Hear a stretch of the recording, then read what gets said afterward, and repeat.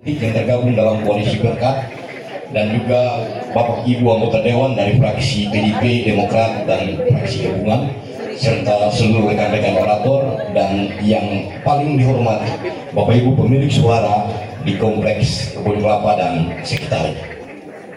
Assalamualaikum warahmatullahi wabarakatuh. Shalom, shalom, salam sejahtera untuk kita semua.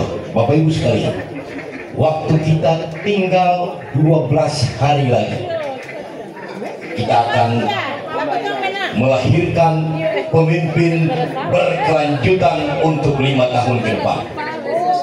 Untuk itu panggung ini kita pakai dia baik untuk menyampaikan pesan-pesan politik sebagai edukasi pembelajaran kepada Bapak Ibu sekalian, dengan informasi yang benar, tepat, dan akurat, dan dapat dipertanggungjawabkan agar mengukuhkan apa yang menjadi komitmen politik Bapak Ibu orang untuk menuju ke TPS tanggal 27 November nanti. Coblos nomor urut 2, nomor urut 2, nomor urut 2, angkat tangan nomor urut 2. Puji Tuhan, sampai dia tiba di 27 November nanti, kita perlu menyampaikan data informasi kepada Bapak Ibu sekalian sebagai hasil capaian dan prestasi kerja daripada Freddy selama 3,5 tahun pimpin Kaiman.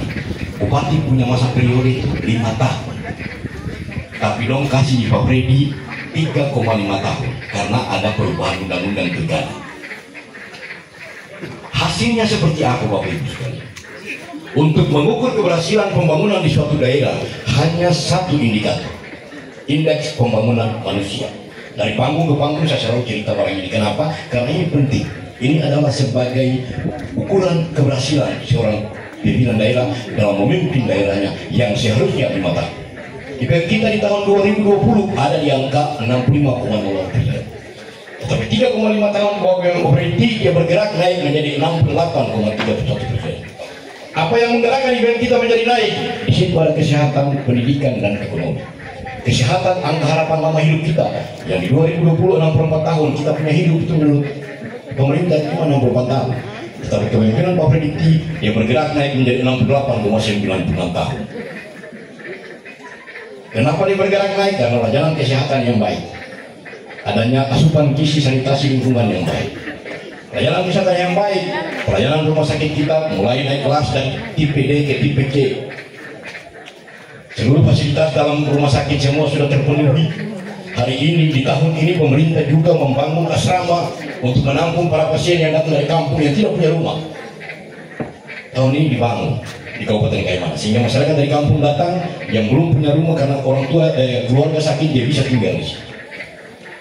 Tadi tenaga medis semua disiapkan sampai ke dokter-dokter spesialis. Itu yang tadi Bu Dekri yang bilang, Pak Bupati orang biasa cerita 5 hari beliau ke sana tapi hasilnya ada. Beliau tidak jalan kosong. Beliau bukan pergi ronda-ronda, beliau bukan pergi nonton bola di Roma. Iya toh? Beliau tidak pergi nonton bola di Italia sana. Tapi beliau pergi di Jakarta, ketemu dengan pejabat di sana, ketemu dengan orang besar di sana, ketemu dengan jaringan di sana untuk mendatangkan pembangunan di Kabupaten Kaiman. Angka harapan lama sekolah kita yang awalnya 12,40 tahun, hari ini dia naik menjadi 12,80 tahun. Apa itu angka harapan lama sekolah? Angka yang menggambarkan lama sekolah anak kita di usia 7 sampai 12 tahun. Otomatis untuk SD hampir tuntas. Dia juga berbarengan dengan angka putus sekolah kita yang hari ini di angka 0,02. Tinggal beberapa poin saja sudah selesai. Harapan lama sekolah kita, angka rata-rata lama sekolah kita yang awalnya cuma 8,9 tahun, hari ini dia naik menjadi 8,9 tahun. Anak usia 25 tahun. Pendidikan ini semua berhasil. Kenapa? Karena fasilitas pendidikan semua terpenuhi. Kita punya taman bermain, kelompok bermain, ada 6 kelompok bermain. Kita punya PAUD, ada 28 PAUD. Kita punya TK, ada 20 TK. SD, ada 91 SD. SMP, ada 19 SMP. SMA, ada 3 SMA. SMK, ada 3 SMA. Madrasah, ada 3 madrasah. Semua itu menampung 19.995 peserta didik yang diajarkan oleh 1.530 tenaga guru. Tenaga guru PNS ada 732, tenaga guru PKK ada 419, tenaga guru kontrak ada 319. Data-data ini menunjukkan peningkatan pembangunan di Kabupaten Kaiman. Kita tidak cerita barang itu. Barang ini juga Bapak Ibu saya cerita malam ini, Bapak Ibu pulang bisa lihat, buka akses websitenya Badan Pusat Statistik, semua tertera data-data itu. Untuk itu maka kita tadi punya tingkat pendidikan mulai meningkat. Pertumbuhan ekonomi kita diukur dengan pengeluaran per kapita. Pengeluaran per kapita itu satu orang dalam rumah tangga keluarkan uang dalam 1 tahun. Yang awalnya itu 8.300.000, hari ini dia naik menjadi 8.700.000. Selamat datang untuk senior saya Pak Prabowo. Bapak Ibu, itu yang paling penting yang perlu kita tahu. Angka kemiskinan kita termasuk angka kemiskinan terendah seluruh tanah Papua. Dia ada di angka 14,57%. Kabupaten Papua 21, Manokwari 18, Bondama 32, Kaimana 14,57%. Terendah di Papua. Kenapa? Karena 18 program unggulan itu semua dijalankan dan tercapai sesuai target. 4 miliar menyerap tenaga kerja, tingkat pengangguran terbuka kita menurun dari 6 sekian persen menjadi 3, sekian persen. Tingkat kemiskinan kita dengan 4 miliar di 14,57% tadi. Pertumbuhan ekonomi kita naik dari 2020 min 2,36, dia hari ini menjadi 3,9. Ini prestasi-prestasi yang harus kita katakan jujur bahwa pemerintah ini berhasil. Dan itu sudah diakui dalam debat resmi yang difasilitasi oleh KPU, bahwa pasangan sebelah nomor urut 1 calon bupatinya di depan umum masyarakat dunia mengatakan bahwa pemerintahan Preti berhasil. Tapi mereka punya tim sukses dengan petinggi-petinggi timid yang belum akui itu. Kenapa? Karena masih ada sakit hati. Itu yang mungkin menjadi catatan penting untuk Bapak Ibu. Saya kasih data terakhir yang baru diterima tadi siang, baru dirilis tadi siang oleh Ombudsman. Apa itu Ombudsman? Lembaga negara yang dipercayakan untuk menilai pelayanan kepatuhan pelayanan publik pemerintah daerah. Di 2020 pelayanan kepatuhan pelayanan publik kita itu ada di angka 41, kategori rendah. Di 2023 penilaian kepatuhan publik kita yang dinilai oleh Ombudsman itu 86 sekian persen. 2024 yang tadi baru keluar, angka itu naik menjadi 96,3%. Dia masuk dalam kategori terbaik. Dari 416 kabupaten di Indonesia, Kabupaten Kaiman ada di urutan 81. Ini menunjukkan kepada kita semua bahwa kerja-kerja pemerintah itu kerja-kerja yang berhasil.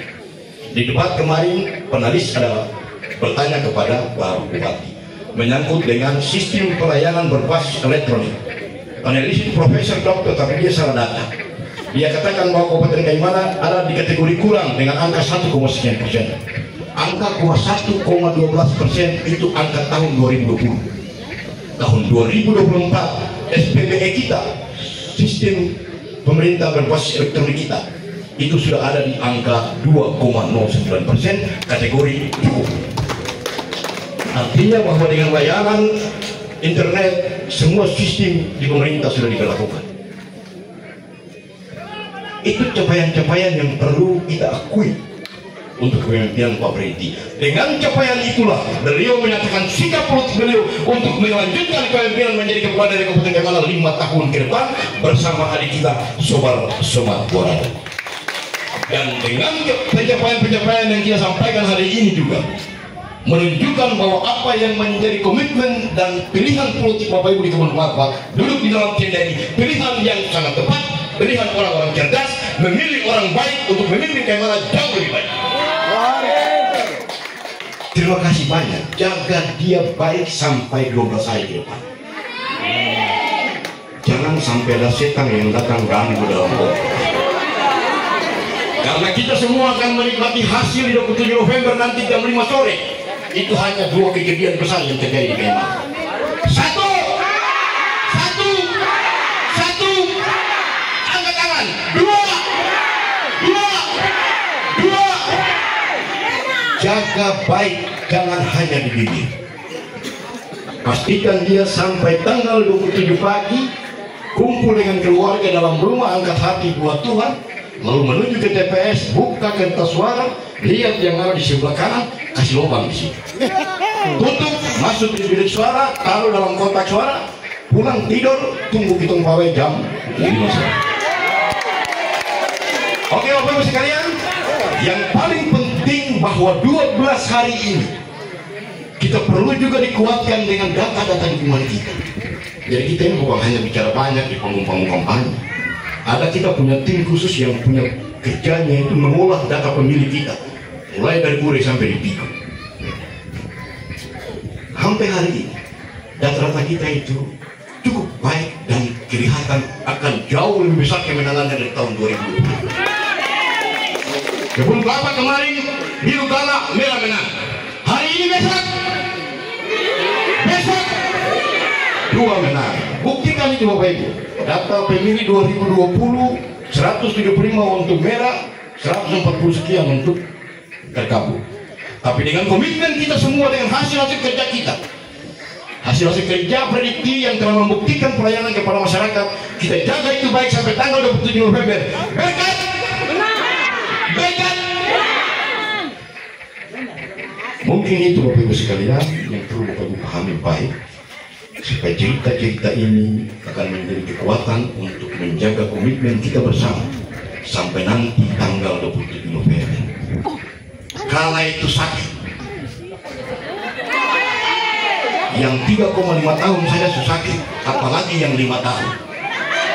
Kasih tahu orang yang punya target kala itu sakit, terlalu sakit. Yang 3,5 tahun saja sudah sakit, apalagi yang 5 tahun.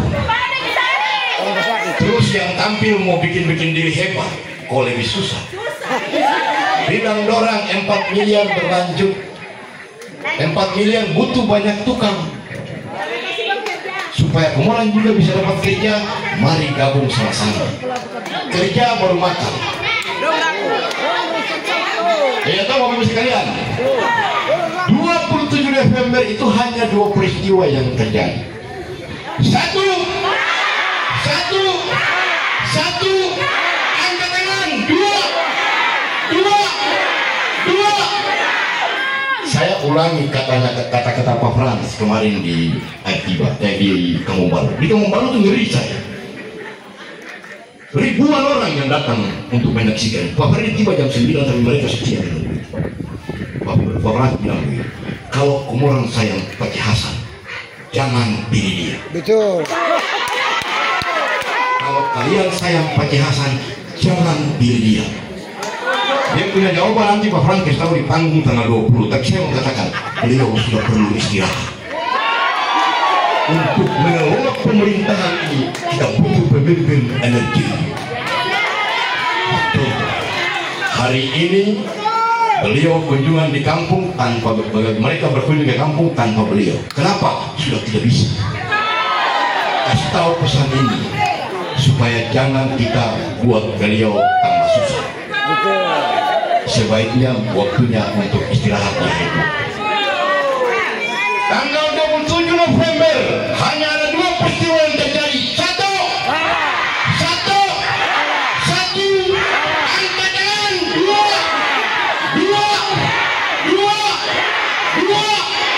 Wassalamualaikum warahmatullahi wabarakatuh. Shalom, salam sejahtera, selamat malam untuk kita semua. Mohon maaf kalau ada kata kalimat yang kurang berkenan. Sampai jumpa nanti 27 November. Kita buktikan bahwa biru bungkus di Kebun Kelapa.